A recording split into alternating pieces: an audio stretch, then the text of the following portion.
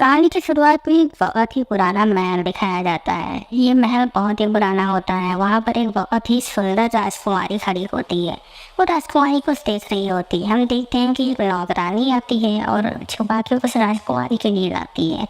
वो इयररिंग्स होते हैं, वो जादुई झुमके।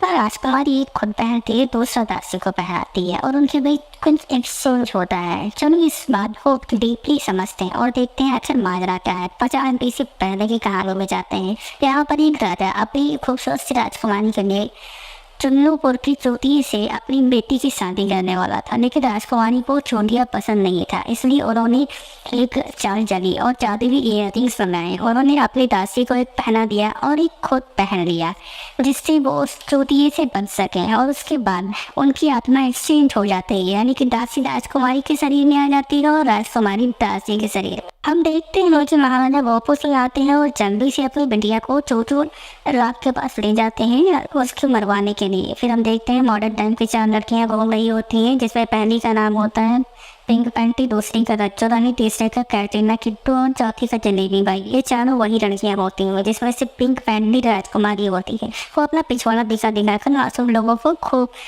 बेवकूफ़ बनाती है। तभी हम देखते हैं कि उनकी दुश्मन आ जाती है मॉल में, जिसका नाम माया मरवाते होता है। वो आती है और उनसे बात करती है, झगड़ा होने लगता। तभी पिंक पैंटी एक छोटी सी कच्ची मिसाल की माया की पॉकेट में रख देती है और जब माया वहाँ से जाने लगती है तो उसे वहाँ के सिक्योरिटी गार्ड पकड़ लेते हैं और पकड़ के जेल में बंद कर देते हैं, क्योंकि उसने कच्ची चुराई थी। ये बात सुन के सभी को बहुत हंसी आती। तभी हम देखते हैं पिंक पैंटी की नजर एक एंटीक शॉप पर पड़ती है, जहाँ पुरानी चीज़ें मिलती हैं। वो अपने दोस्तों को लेकर वहाँ जाती है। वहाँ उसके नजर जादुई इयररिंग्स पे पड़ती है। ये वही इयररिंग्स हैं जो उसने पिछले जन्म में पहनी थी।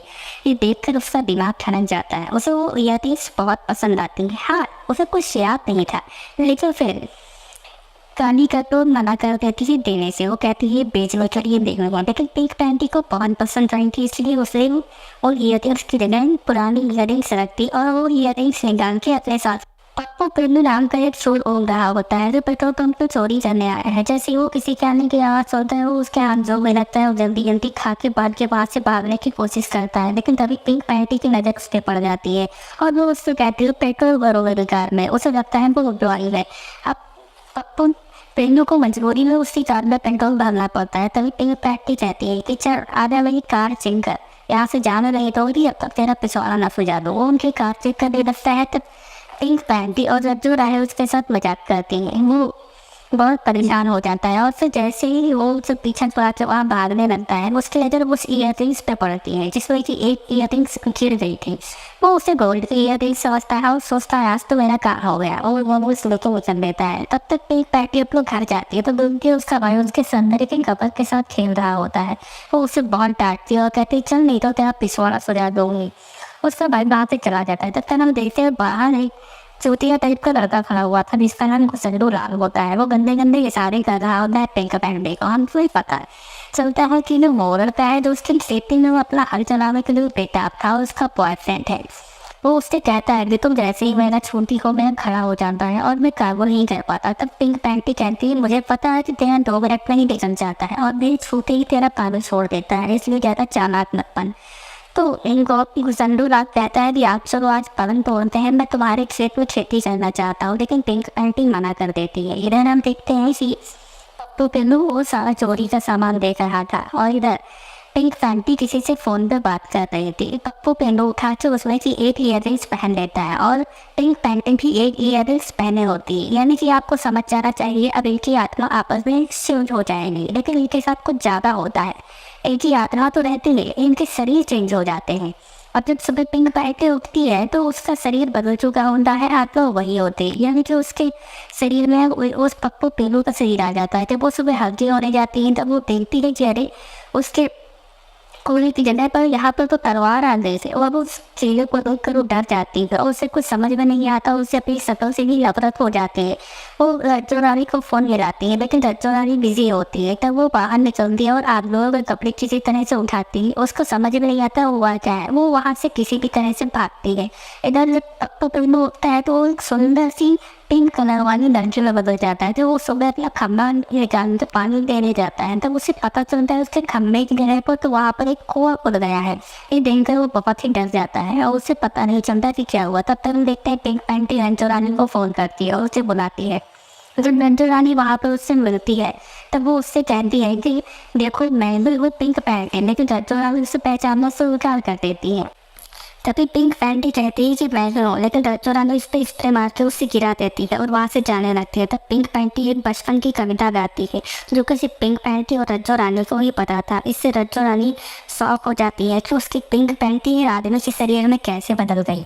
तब पिंक पैंटी कहती है मुझे खुद भी नहीं पता, लेकिन अब तो मेरी हेल्प कर। तब रंजो रानी उसे अपने घर की चाबी देकर भेज देती है। वहाँ वो जाके अपने बाल साफ करती है क्योंकि एक आदमी के शरीर के सामान से बहुत बदबू आ रही थी। वहाँ पर रंजो रानी उससे कहती है तो बहुत मस्त लग रही है यार, एक बात पता तेरे पास तो खम्भा ही होगा, खम्भा भी होगा। तो रंजो रानी कहती है कि अच्छा तो मुझे अपना खम्भा दिखा। इस पर पिंक पैंटी गुस्सा हो जाती है, कहती है क्या मजाक कर रही है, तुझे मुझ पर तरस नहीं आता, मेरे साथ वैसे ही बहुत बुरा हो रहा है। लेकिन रंजो रानी कहती है देख मैं तेरी बेस्ट फ्रेंड होती खाते। और उसका खम्भा देख कर रंजो रानी पागल हो जाती है, कहती तेरा खम्भा तो बहुत ही अच्छा है, तेरा हल तो खेती करने लायक है, क्या तू अपने हल को मेरी जमीन में चलाएगी। तो रंजो रानी कहती है पागल हो गई है, मैं नहीं चला सकती हूँ। इस पर रंजो रानी कहती है नहीं यार तू एक बार चला दे।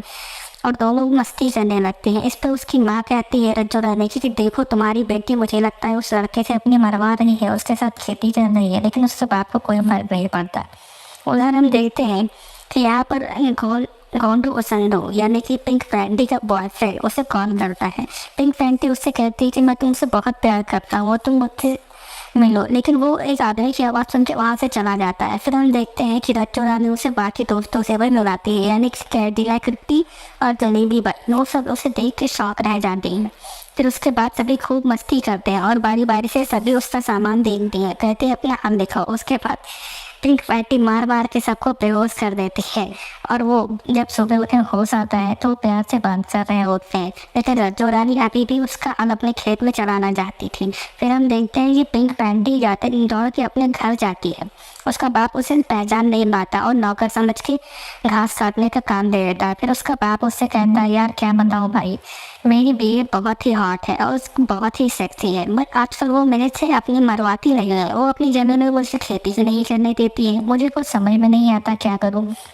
उसके बाद जब वो वहाँ से जाने लगती है तब देखती है कि उसका भाई उसके कपड़े पहन के वहाँ नाच रहा होता है, लेकिन उसका भाई उससे शायद पहचान नहीं पाता। उसके बाद हम देखते हैं कि वो सभी इन जादूगर के यहाँ पहुँचते हैं। जादूगरनी देखती है और कहती है इसका शरीर इसलिए पतला है क्योंकि इस पर बहुत ही प्राचीन जादू किया गया है। जादू के बारे में तभी पता चलेगा जब उस इंसान के शरीर पे एक निशान होगा। ये सब देखकर वो सभी को शक हो जाता है कि ये वही लड़की हो सकती है जिसे वहाँ पर मॉल में जिसके पॉकेट में उसने कच्ची रख दी थी। और ये सब उसके पास पहुँच जाते हैं। वहाँ पर पप्पू पेंडू की शक्ल में पिंक पैंटी उसके साथ खूब मस्ती करती है और उसके कपड़े फाड़ डालती है, लेकिन उससे कोई निशान नहीं मिलता है।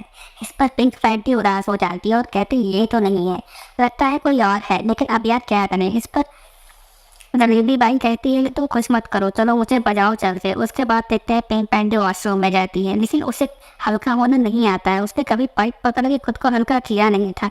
इस पर जब वो अपना खेला निकालती है तो इधर उधर निशाना लगाने लगती है, जैसे सब गंदा होने लगता है। फिर एक आदमी कहता है कि तुम एक जगह पर निशाना लगाओ जिससे गंदगी नहीं होगी, और वो एक जगह पर निशाना लगा कर खुद को खाली कर देती है। और आदमी समझ नहीं पाता कि इसे बाथरूम करना क्यों नहीं आता है। उसके बाद वो उसके कान पर किसी करके वहाँ से चली जाती है। और फिर हम देखते हैं कि वो पिंक पैंटी अपने बॉयफ्रेंड के हॉस्टल में जाती है और वहाँ जॉब करने लगती है ताकि वो अपने बॉयफ्रेंड पर नज़र रख सके, लेकिन उसका बॉयफ्रेंड उसे पहचान नहीं पाता है। तो और इधर हम देखते हैं कि पप्पू पेंडू पिंक पैंटी की शक्ल में भागा भागा घूम रहा था क्योंकि उसके पीरियड स्टार्ट हो गए थे और उसकी 464 हो गई थी फट के। इधर पप्पू पेंडू की शक्ल में वो अपने बाप के साथ क्रिकेट खेलती है और बास्केटबॉल खेलती है, लेकिन तभी हम देखते हैं कि वो सभी वो जादूगर के पास फिर से बैठे होते हैं। वो उस प्राचीन झूठे यानी कि ईयररिंग्स का पता लगा लेती है और कहती है चलो अब इसके बारे में पता करते हैं। पिंक पैंटी कहती है तो वही है जो मैंने काजू करोटी के यहाँ से लिया था। काली करोटी कहती है बहुत ही पुराना जादू है, और अगर तुम्हें इस जादू को ठीक करना है तो तुम्हें उस इंसान को देखना ढूंढना होगा जिसने दूसरी ईयररिंग्स पहन रखी है, और जब 2 ईयररिंग्स तुम पहन लोगी तभी तुम ठीक हो सकती हो। उसके बाद पिंक पैंटी बहुत उदास होती है, लेकिन रंजो रानी की अभी भी नज़र उसी पर थी ताकि वो उसके साथ खेती कर सके। उसके बाद सभी मिल के उस ईयररिंग्स की फ़ोटो सब जगह लगा देती हैं ताकि जिसके पास भी हो वो उनसे मिल ले। लेकिन ऐसा नहीं होता है। जब पिंक पैंटी अपने बॉयफ्रेंड पर पूरी नज़र गड़ाए हुए थी और उसके साथ गपशप करना चाहती थी, लेकिन क्योंकि वो एक आदमी की शक्ल में थी इसलिए उसका बॉयफ्रेंड उसे देखकर गुस्सा हो जाता है और उससे दूर रहता है। उसे नहीं पता होता है ये कौन है। इधर हम देखते हैं पिंक पैंटी अपने घर में कुछ ढूंढ रही होती है, यानी ईयररिंग्स। उसकी माँ की नज़र उस पर पड़ जाती है। उसका पिछवाड़ा देखकर वो इम्प्रेस हो जाती है। उसका माँ का मन करता है कि चलो हम इसके साथ खेती करते हैं। उसकी माँ कहती है तुम्हारा तो हाल बहुत अंधार होगा, क्यों ना तुम मेरे साथ मेरी ज़मीन पर अपने हाथ से खेती करो। इस पर पिंक पैंटी घबरा जाती है, जो अपनी माँ के साथ कैसे कर सकती है, लेकिन उसकी माँ अपने आप को कंट्रोल नहीं करती है, उसे किस करने लगती है। इस पर पिंक पैंटी से भी एक बात बताओ भोसड़ी वाली, तुम अपने हस्बैंड के साथ किस क्यों नहीं करती हो, तुम उसके साथ किस करो। तो उसकी माँ कहती है क्या करूँ यार, मेरा मन ही नहीं चलता, जब मैं उसके पास जाती हूँ वो मुझे भाव नहीं देता। पिंक पैंटी कहती है लेकिन वो तो कहता था कि तुम भाव नहीं देती हो। फिर कहती है नहीं ऐसा नहीं है। तो कहती है चलो मैं तुम्हारा नीचे का मैदान साफ कर देता हूँ जिससे कि तुम्हारा हस्बैंड तुम्हें खूब चाटेगा। उसके बाद हम देखते हैं उसका हस्बैंड और उसे पिंक पैंटी यानी कि पप्पू पेनू के साथ देख लेता है, तो पप्पू पेनू को पकड़ देता है और फिर आके जोश में अपनी वाइफ की खूब खुदाई करता है और धमाल कर देता है बातों को। इधर घुसंडू लाल बहुत ही टेंशन में होता है। ब्रेकअप वाले सॉन्ग सुनते हुए शुक्रिया शुक्रिया वाले जा रहा रहता होता है। तभी हम देखते हैं पिंक पैंटी की शक्ल में पप्पू पेनू एक छिनार बन गया था और सबसे पैसों के लिए अपनी मरवाता रहता था। उसे बहुत फ़ायदा लगता था। अब उसे चोरी नहीं करना पड़ता था, वो अपनी चोन दिखा के अपना काम चला लेता था। और घुसंडू लाल से पैसे और गाड़ी देकर भाग जाता है।